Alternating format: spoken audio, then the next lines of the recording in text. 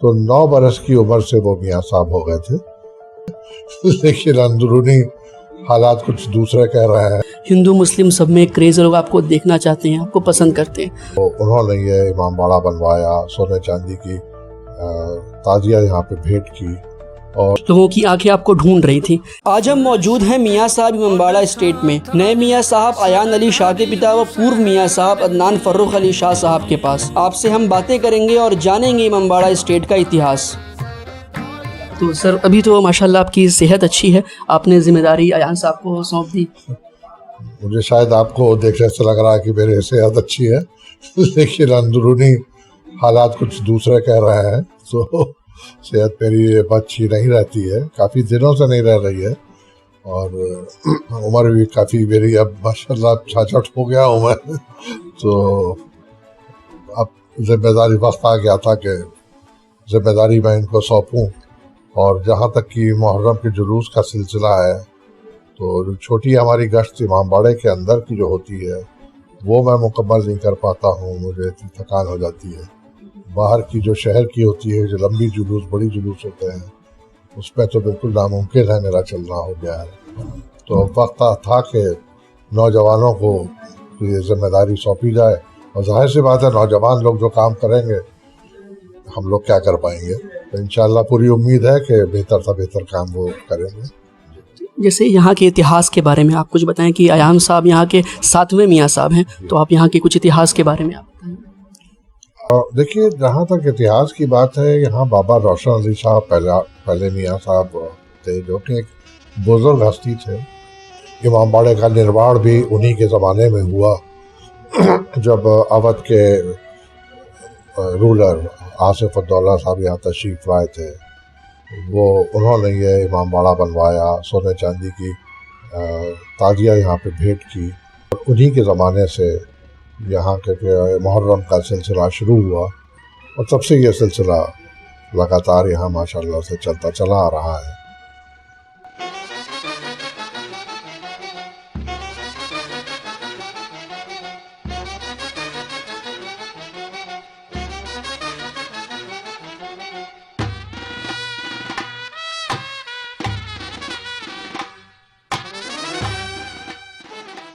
तो आपका कार्यकाल कितना बड़ा था? देखिए, मेरे भी वालिद को हार्ट की प्रॉब्लम हो गई थी सन 84 में। तो सन 84 में मैं यहाँ पे उनका काम थोड़ा बहुत देखने लगा था और ख़ास तौर से जो मुहर्रम का जुलूस है उसमें तो 84 से मैं अकेला निकलता था। और उसके बाद जो दस्तारबंदी है या जो ये कहिए कि जो पगड़ी जो बांधते हैं, वो सिलसिला 88 से हुआ। तो सन 88 से लेके ये मुहर्रम की इस तीसरी तक मैं ही था आज मियाँ साहब, और अब मैंने अपने साहबजादे को ये जिम्मेदारी सौंप दी है। तो सबसे लंबा कार्यकाल किसका रहा यहाँ पे?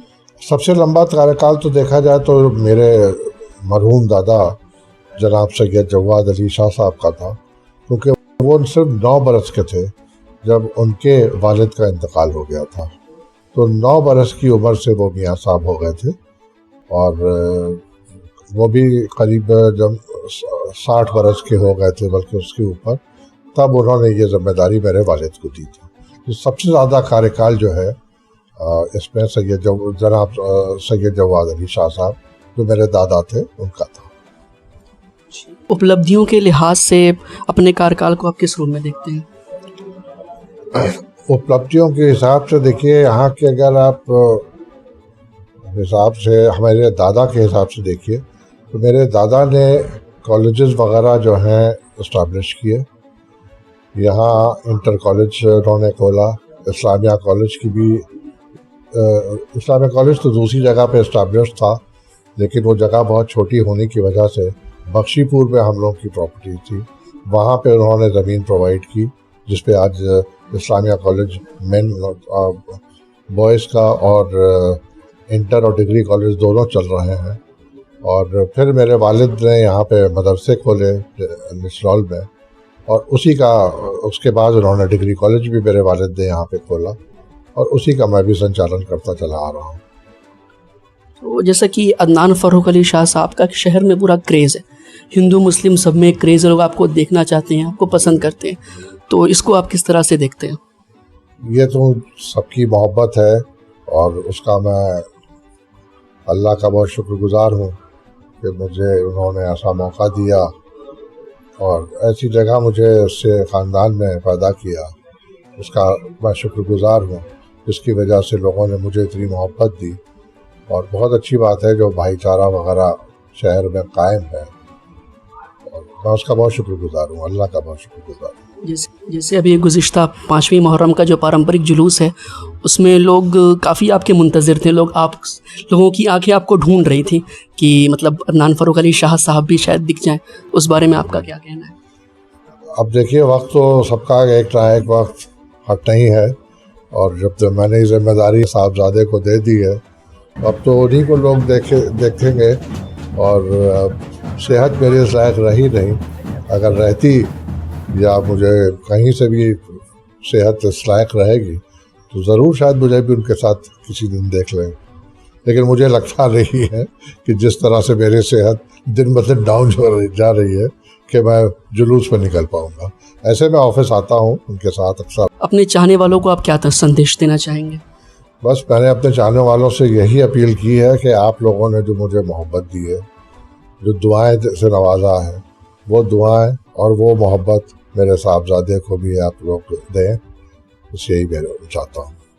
बहुत शुक्रिया। बहुत बहुत शुक्रिया आपको।